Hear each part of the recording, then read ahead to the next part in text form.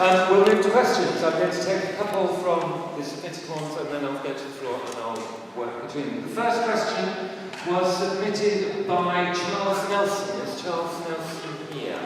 Now I shall ask his question for him.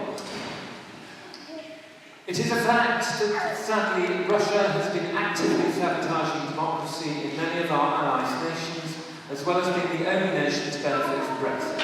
From funding dubious parties, the spread of false information online, and through intimidation, as well as the recent chemical attacks. How would you, as leaders of the Green Party, respond?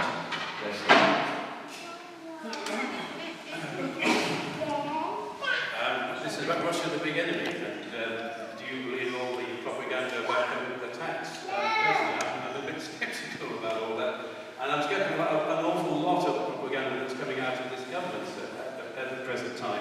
I think, as I indicated in the speech, what I would like to do is talk to members about this particular issue and throw it over to a debate and see what people really do think about the perceived threat from Russia. Personally, I'm no wiser than you are, and all I know is that if you put chemical weapons out, then I would suggest if you're a Russian, you'd know how to use them and you would kill people, not sort of leave them to hide in obscurity somewhere. So I'm very sceptical about some propaganda that's coming out on this one, but I do think it's something that members should sit down and discuss. Thank you. Shahrar? Is that mine? Brilliant. So when Sebastian was reading out that pithy description of that rogue state, I was wondering whether he was talking about Trump's America, incarcerating children.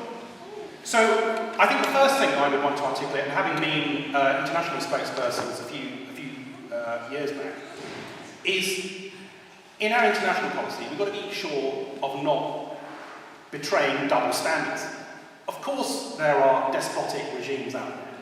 Saudi Arabia, who we do business with.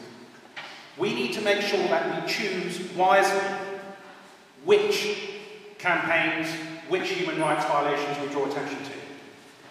Anna Politkovskaya has been recording Russian misdemeanor in ballot boxes for many years now, a bit like George Bush hanging chads. So we can see that we shouldn't just selectively attack another country. Now, having said that, I do think there is an opportunity here for relationship with Russia. And one of the extraordinarily unpredictable things about Trump is in meeting, not just with Kim Jong-il, but with meeting with Putin. That's a relationship, whatever else you want to call it. Maybe it takes one to see one, but that does create stability. Whereas United Kingdom ratcheting up the belligerent talk following a poison in this country, personally, I feel that was disproportionate. Corbyn was absolutely right to ask for evidence. We have processes, we have international bodies who will test and check whether those chemicals came from the place that people are being accused of. So we have to be evidence-based. We do need to ensure that international relations is conducted in a civilised manner, where we don't just up the ante and engage in belligerent talk on Twitter sphere or wherever it might be.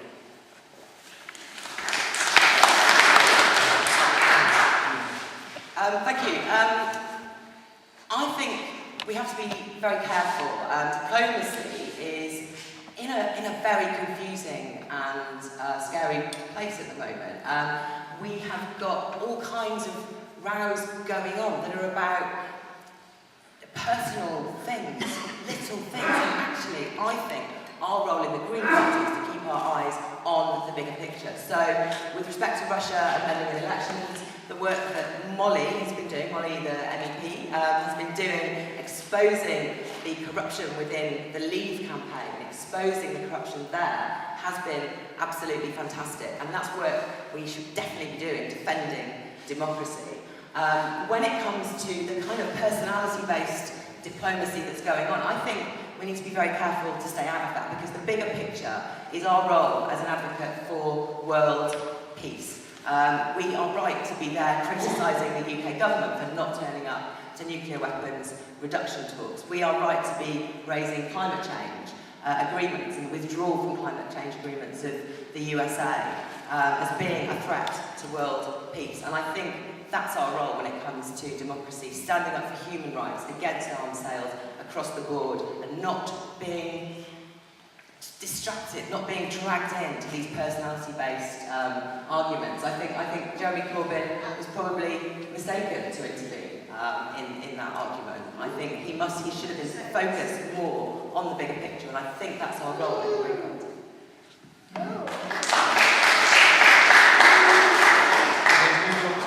I'll go first on the next question, which was submitted by Robert McCracken. Is Robert in the room? Robert is from Cambridge Green Party. Do you agree that on the first Sunday of the month, the use of motor vehicles, other than emergency and public service vehicles, should generally be prohibited between the hours of 6 a.m. and 4 p.m? Shahrar.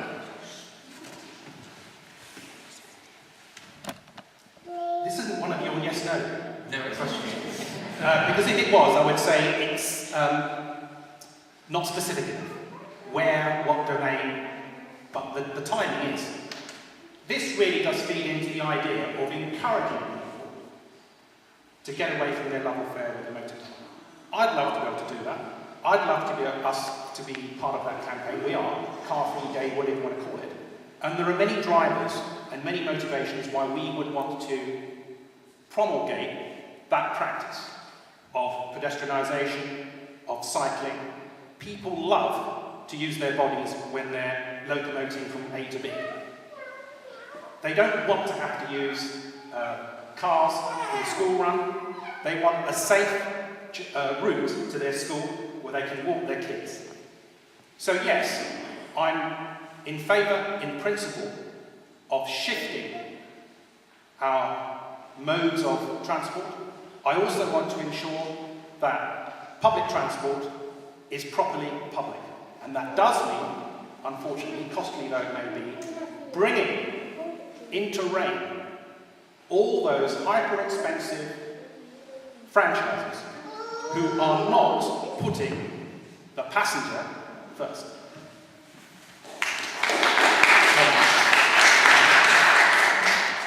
Yes, it's my one word answer to that. But no, yeah, there's a very strong movement in London at the moment to go towards more car-free days. There's a very minimal ask on Sadiq Khan. He's not done anything concrete about this yet since he's been elected, to have one car-free day in September this year. And I think he's thinking, yes, he might. We talked to him about it in Mayor's Question Time recently, and we tried to push it really hard on whether he'd do one before Christmas, and he said yes. So we're getting there. But one car-free day is useless, and Sunday, as Robert's question suggests, is the right way to go. I'd be I think it's clever to go for one Sunday a month, because Sunday's the day when we're not in so much of a hurry, fewer people need to drive, and to have that as the day which is car-free would do an amazing thing, which is show people what the streets are like when there aren't any cars. And then once people see that, I think the movement, the growth and popularity of having more car-free days, of generally reducing road transport, will change a lot. So I think it's a clever idea. Those Sundays would be brilliant, but also it's a step on the way towards a more car-free London as well. And I think we should be doing that, not just in London, but in absolutely every city around the country as well. If we can get the whole country used to the fact that Sunday's car-free day, that would be so great.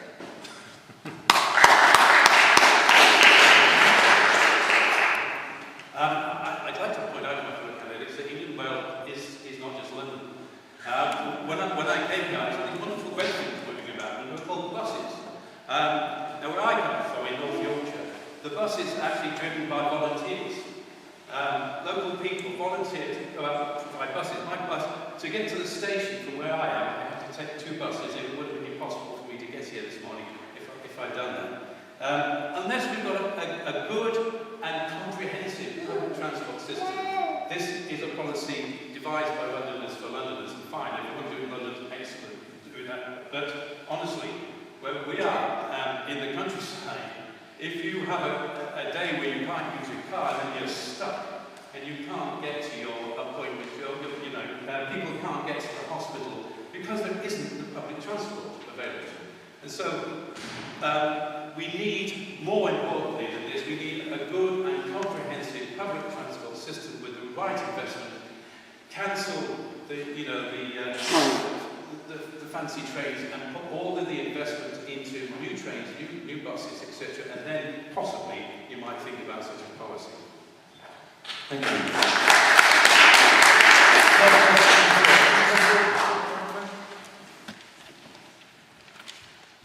As brief as you can.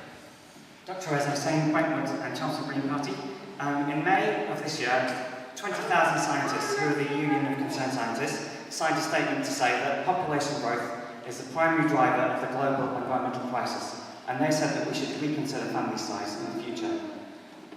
So my question is, in addition to campaigning for reduced consumption and plant-based diets, why does the Green Party not talk about population and family size more when it's the most important issue, which makes everything else worse? Thank you. Sean. I'm going to sound like Leslie here, right? So when I say, I don't think it is the people that are the problem, it's the consumption of the people. There's a brilliant map been done by, I'm not sure who, but I'm sure I can find it on Twitter, that shows countries not by population size, but by the amount they consume. And if you look at that, the global south virtually disappears, even though it's full of people. So it's not about the number of people, it's about how they live and what they consume. And I think, I don't like very much a lot of the population-based campaigns that seem to be focused on women and their choices and saying, you shouldn't be able to choose how many children you have. I think you should be able to choose, and the most important thing we can do, if you want to make sure that birth rates go down, is empower them to choose how many children they have, because when they have the choice, they choose lower amounts on average, and that's one way to do it. But actually, I wouldn't have a policy that focused on population at all. I'd have a policy that focused on consumption and focused on more equal consumption throughout the world.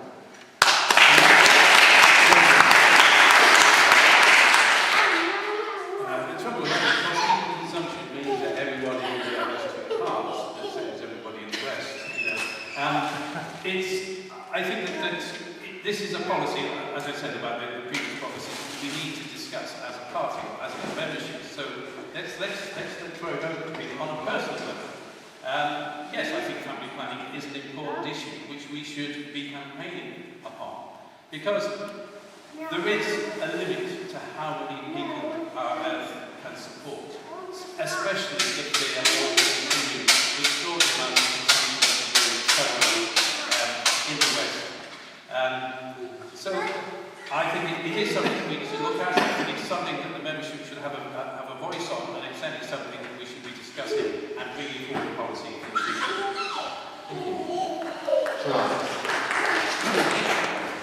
But can I get the gloves off of Leslie? Is that okay? Look, I think the first thing I would say is that you don't have the luxury of having a personal position in politics, in a role, and a publicly stated one.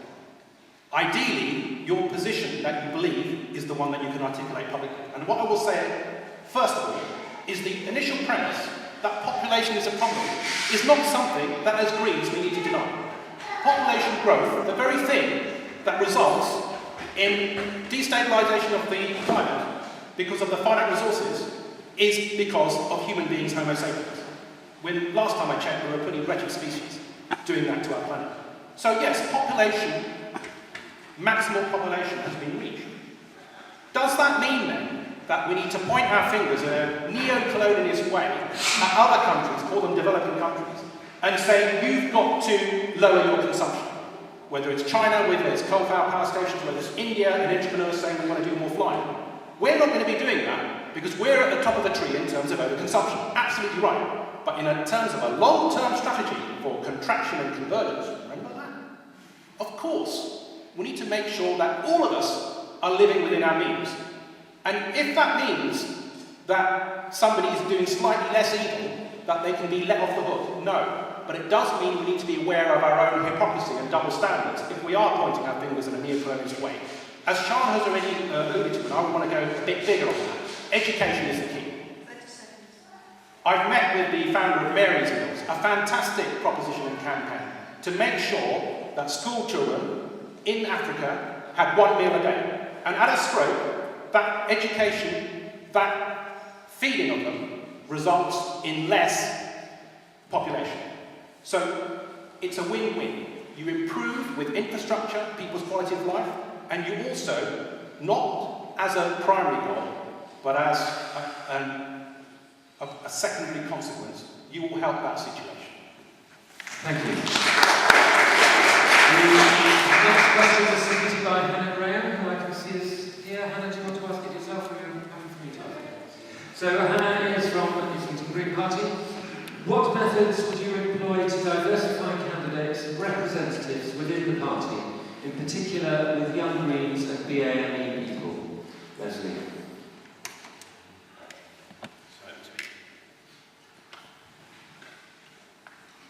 Methods of candidate representation, I think that, again, it comes down to involving the whole membership.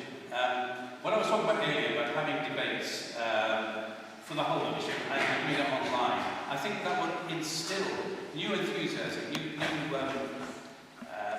interest in local parties, and therefore make what they've got to offer local people much more interesting. I mean, as a party, we are pretty much dominated by white middle-class males, basically.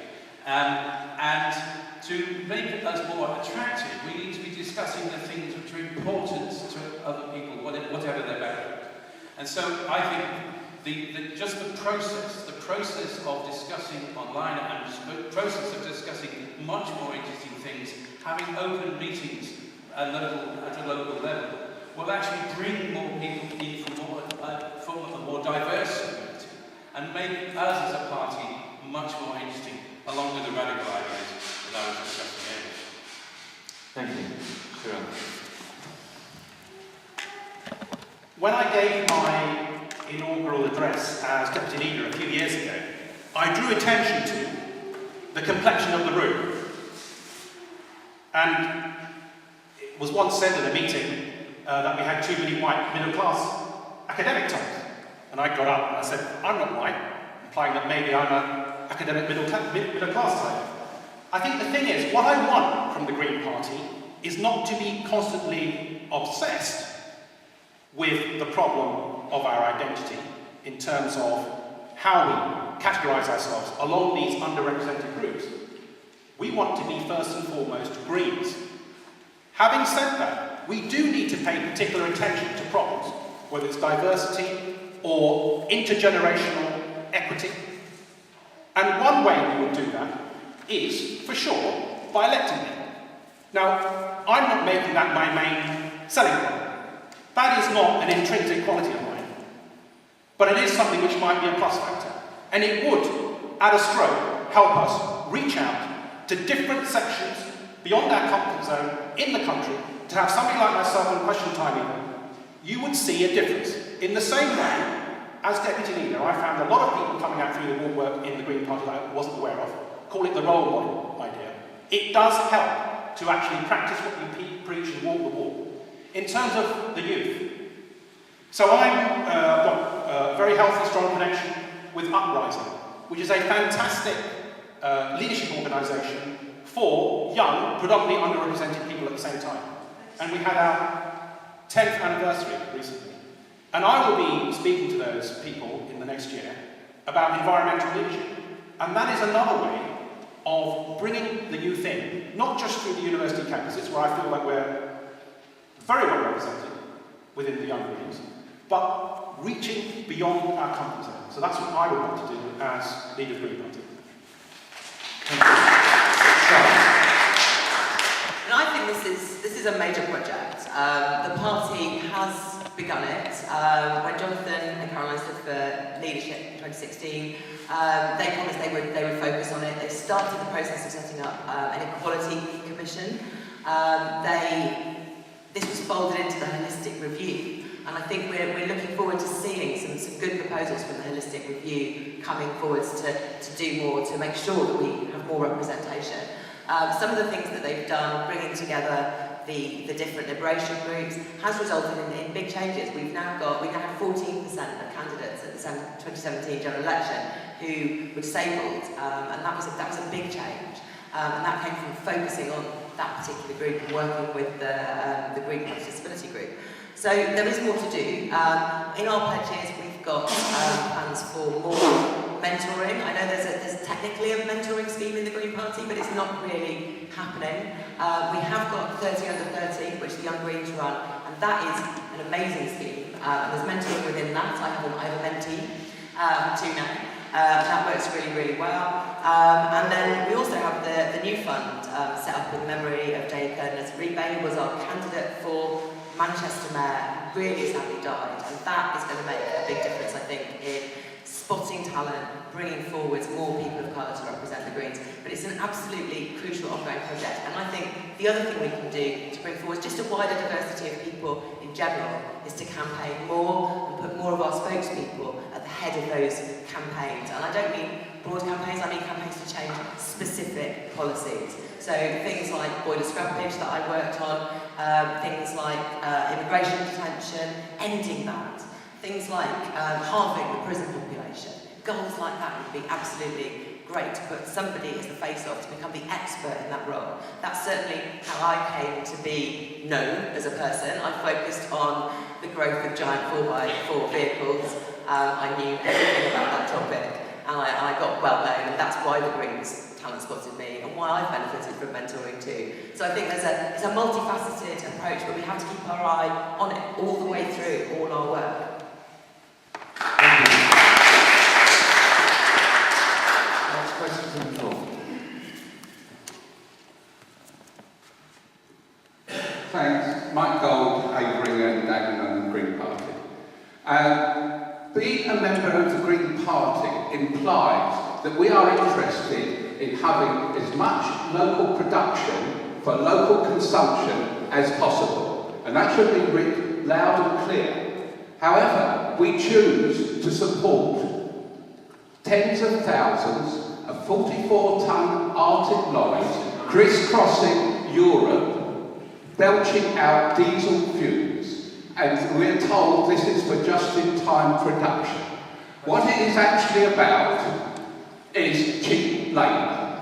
It is about getting parts manufactured where it's cheapest and not paying the cost of transporting them across Europe. And what I would like to see all the candidates, I'm sure I know Leslie will, is stand up now and say they will fight against this insanity of polluting the planet, making climate change worse by this inane, idiotic single market. Thank you. I don't think that was a question. Does anybody want to respond? I think it was a provocation. Yeah. Okay. Sean? I mean, you make some really good points there about some of the big failures that there are in the big free market system where big global companies dominate. I don't think that's inherent in the European project, as you kind of suggested right at the end there. But certainly Greens have been working on this. Our Green MEPs produced a report, I can't remember in which year, but not that long ago, called the Great Food Swap, which actually put some numbers on the phenomenon you're talking about, and was there arguing for changes within Europe. And you're right, we need different rules for local procurement. There are possible ways in which you can do that now within councils. All our councillors are working on that in terms of supporting smaller local businesses and the benefits there are to that. But it's a much bigger change than that we need. And that's what Greens are here for. We need a different system. We need to be showing how to do things differently, working within sustainable regions and not swapping all our food back and forth. But yeah, I mean, you make a good point, but I don't agree that it necessarily means that the single market has to go. You made the point, I don't know. But for me, this is about the European Union and our weddiness, so it seems, in our campaign to the single market. And I think there is a big risk here that of groupthink more than anything.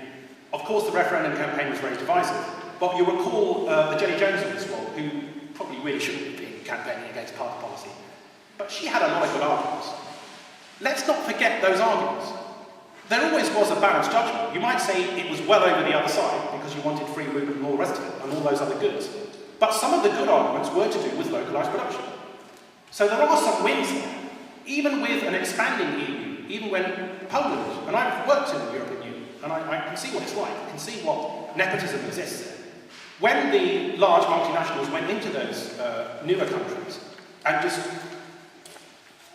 swooped in on all those farmlands, it meant that the local population could no longer afford to buy their own food to feed themselves for the West's addiction to certain non-seasonal foods.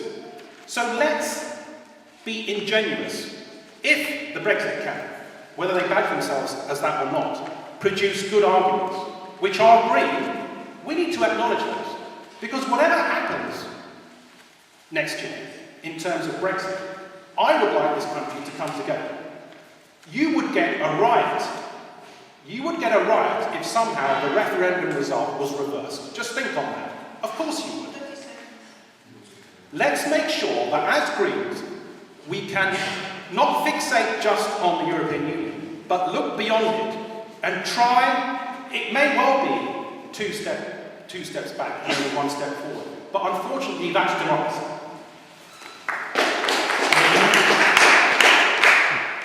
Yeah, I was just looking to see if I can find Jenny's quote on this. Because there's very good points about the fact that massive investment is being subsidised and put in by the EU into industrialised food production in Eastern Europe as a way of undercutting prices elsewhere. I mean, and it's very implicit, as I said earlier, that we need to replace the unsustainable economics of free trade and look at the local self-reliance and resource conservation. So yes, I do agree. I think the single market is a problem. It's the rules of the single market make it impossible for us to favour and support local production of local food. So let's just move on, accept the results of the EU referendum, and then we can look at supporting, with real money, local production, local food, local industry. And those, I think, are central to the green message. I mean, if I can quote this on the here, encourage local production for local consumption, shorter food chains, more local abattoirs and local processing. These are all green ideas. And we've been trying for many years to get these changes into the EU. I'm quoting here from a paper by Dr. Caroline Lucas, MEP, from the year 2000. Nothing has changed since that time. We haven't got anywhere. So now, let's change it. Changing ourselves. Let's just say we want a green UK. We want to start lower consumptions to start in the UK. We're not talking about neo-colonialism here at all. We're wanting to start here and be a beacon of hope for other people to see that we can do it. We can have green policies. So let's do it here. Get on with it now. Thank you. I think this is a one of our yes or no answers. Shahrar, you're going first. This question was submitted by Peter Katie from Barking, Dagenham and Hayman. Do candidates support a people's vote on Brexit with the opportunity to accept or reject the deal or to remain in the EU? Yes. It's in the single. People's vote. Yes, although I don't. Thank you very much. Okay, the next question was submitted by D. Searle. Is D? Okay, thank you, D. Your question was... What's it now? Here we are. The economy is usually a big consideration for voters. As leader, how will you build public understanding of the Green Party's economic programme and which policies will you prioritise and or develop? Shahrar. Shahrar. It probably is. Brilliant question. Now, I was part of the leadership team in 2015 where we had our best ever general election result. And I really admire how Natalie performed in that election. She doesn't actually get the credit that she's due. I saw her at close quarters and she was a brilliant leader. I learned a lot from her. One of the things which I thought was a bit of a low point for us, when we finally won the big stage, we should have been reframing those questions. It's no good saying they didn't ask us about climate change, they didn't ask us about carbon quotas. They will, it's the economy, stupid. People are bang on about the economy as if it's something you can eat, as if it's the holy thing that is the be-all and end-all to which everybody can suffer because of. Right? We need to make sure that we reframe the debate. we will, in those big opportunities, we should say, it's not, as I've heard Jonathan say, it's not a transition that we're after. We're after a wholesale, root and branch transformation of the economy into a carbon-based one. At the moment, all our expenditure, all our overconsumption does not properly cost the harm that we do to this precious planet of ours. At a stroke, if we introduce carbon quotas or carbon budgets, whatever nomenclature you want to use, that would be egalitarian. Everybody would have their allowance for the year. Maybe they could take a flight on it even. That would be very expensive.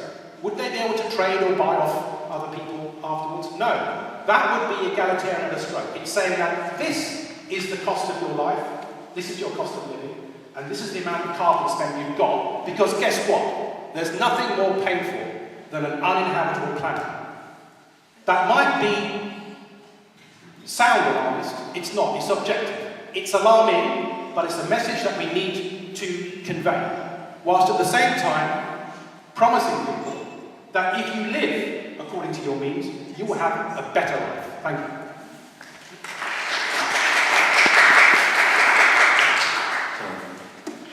Thanks, Steve, for a massive question and 2 minutes in which to answer it. Up to now, we've been looking at the 2015 election results and comparing it to 2016 and 2017 and all of that. And I think what happened between 2015 and 2017 was we won the argument on austerity. We have been saying for a long time this is the wrong way to go.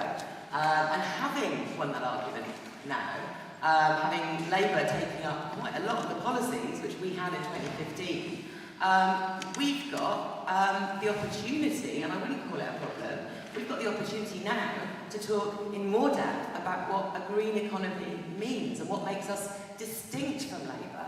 And I think it's a lot of things, and I haven't got much time, but it's the more localised organisation of economies. It's about cooperative organisation of industries. It's about a just transition, locally led for those places which depend on the old industries, like nuclear, like coal, like oil. We need to shift those people to new, more fulfilling jobs. And it's about social security, the things that we plan, like citizens' income. We want to give everybody secure housing. We want those people to have those jobs which are more obviously meaningful than a lot of the jobs we all do these days. We want people to have access to free education throughout their lives. We want to support arts and culture, and we want to do all of that without economic growth in a sustainable way that can go on for generations and generations. Now that's a huge vision, and it's very different to Labour's vision, and I've got 30 seconds to finish up,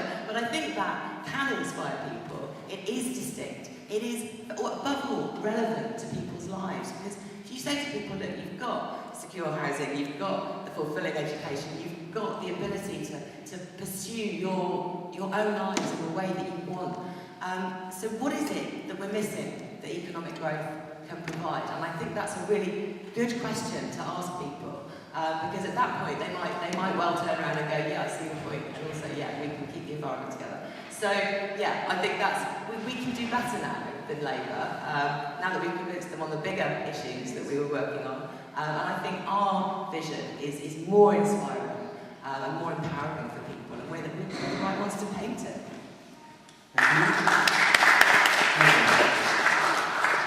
Yes, the economy. This is clearly the elephant in the room, and it's something that none of the parties, including the Green Party, are actually addressing. We have an unsustainable economy. We have a massive trade deficit of about £95 billion a year. Now, how do we fund that? We fund that by A, selling off our assets, so all of the national entities all go to foreign potentates. And we finance it by debt, and as you know, this Tory government has tripled the national debt since it came to power, somewhere over £2 trillion now, and private debt is also at massive levels.